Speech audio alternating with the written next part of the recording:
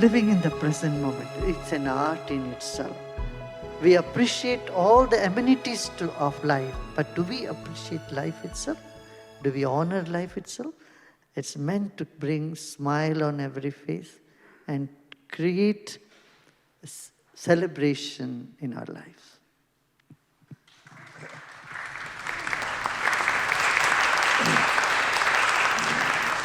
We're about to go through an anthropological leap forward. The internet connected all of us, and the geographic borders fell. And then Bitcoin came along, and suddenly governments got a little nervous, and they tried to put those borders back up. But that this new, younger generation does want this decentralized world. They want this world where we're free to roam and free to do business across all the borders and be all one with the world. But it feels as though it's got to go through some sort of a catharsis to get there, whether it's various border wars that will eventually collapse. What do you think of that? Because I think that when you get beyond that, we are all one world. We're all going to be in peace and we'll be very prosperous. But we kind of have to overcome this geographic limitation that we've been living under. I think the world trade will collapse. This is the fear of almost all governments. There are a number of trade agreements. There are a number of different allocations and quota systems. Only you can import, export only certain amount of goods. This entire system might collapse. This is one fear. That's quite understandable, number one. The second thing about the Bitcoins, I feel, very little knowledge I have about that.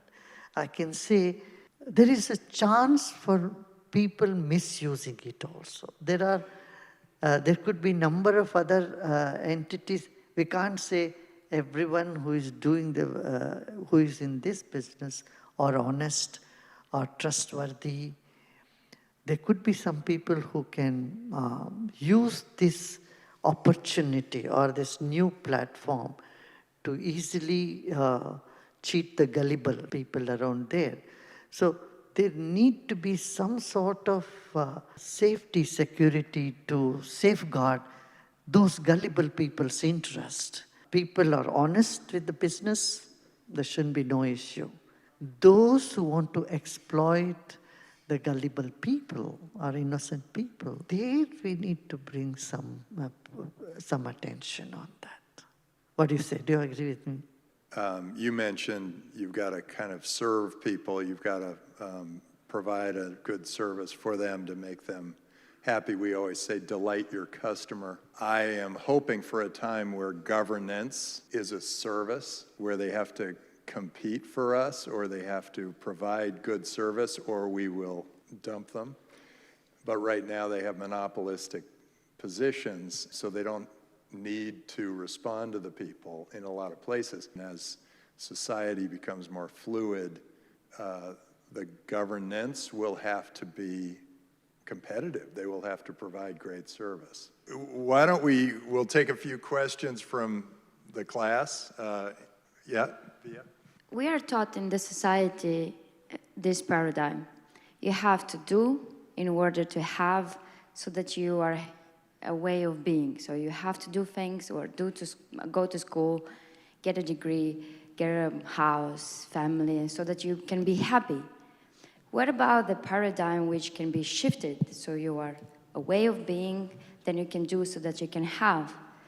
My question to you is, what was your journey to get to the vibration of the peace? Because I can see that you contain peace, and for you to spread it in the world, you must contain it.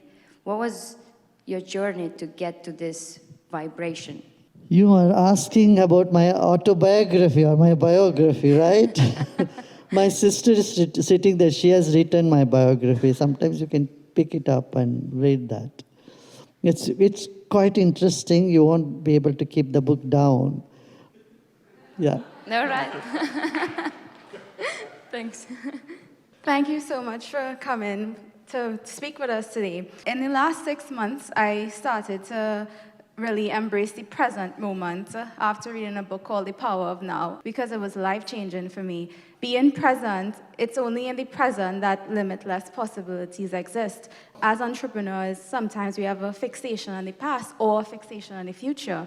A fixation on the past leads to depression, and a fixation on the future leads to anxiety. I think as entrepreneurs, it's difficult for us to really be present. And I also believe that it is only in this present moment that you can truly tap into your deepest creativity. What advice do you have for all of us here? Something that is practical that we can do to stay in this present moment while still working towards our goals and improving the mistakes that we've made in the past. Are you breathing now? Sorry? Are you breathing? No. Are you breathing? Yes. You are breathing, but you are not aware of the breath. Consciously breathe for a couple of minutes. When you have a pain, you are totally in the present moment. Get hurt a little bit and you'll say, oh, pain. Then you are not thinking about the future or past.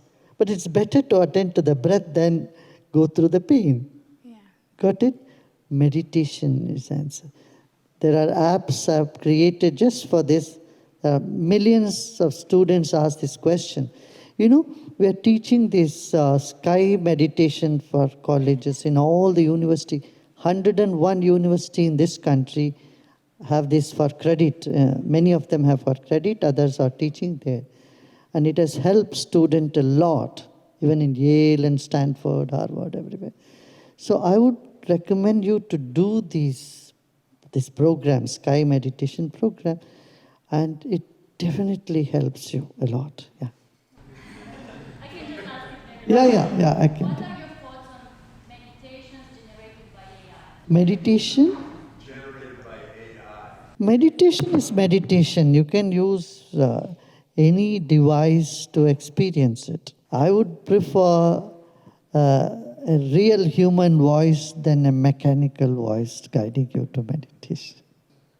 So, well, thank you for coming. Of course, as entrepreneurs here, we want to change the world. And in your opinion, my question is, what does the world need? What do people need nowadays in society? More empathy, better products, more love? What is your opinion on that?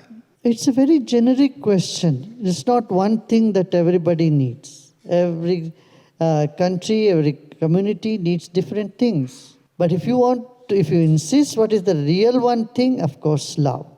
Nobody wants to live without love. Other than that, some places people need food, some other places they need technology, some other places they need mere survival, some other place they need more creative ideas. Yes, thanks a lot for coming. This is a very unusual session compared to others that we had before.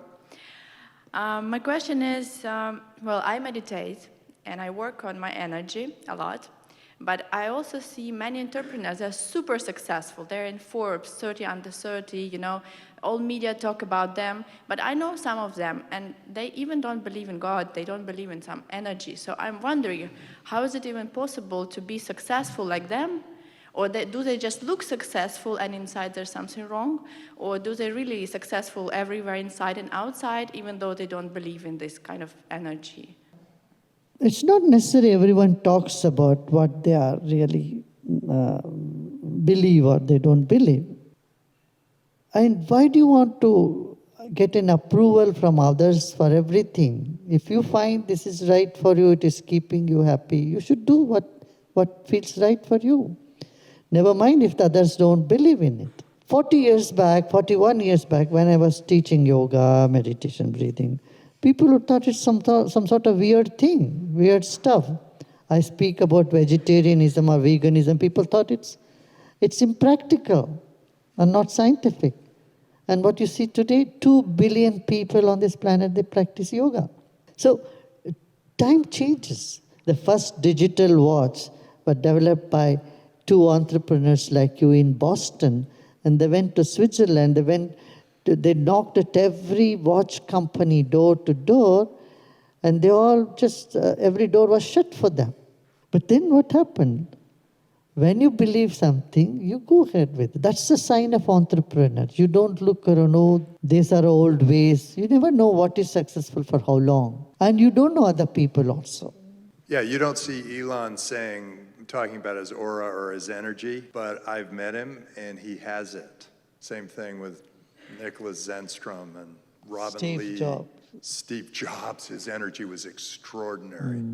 There is something to that. And the AI comment, I think you can teach techniques with AI, but I'm not so sure you're going to be able to feel what I just felt when we did a meditation, and I would like to do a meditation. Would you lead this group in a meditation?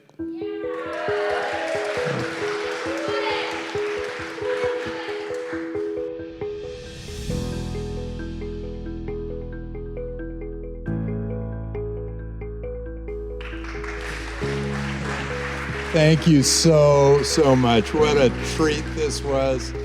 Now we've all got this new energy, and all because of Sri Ravishankar, who has really inspired me. So thank you so much. Thank you so much.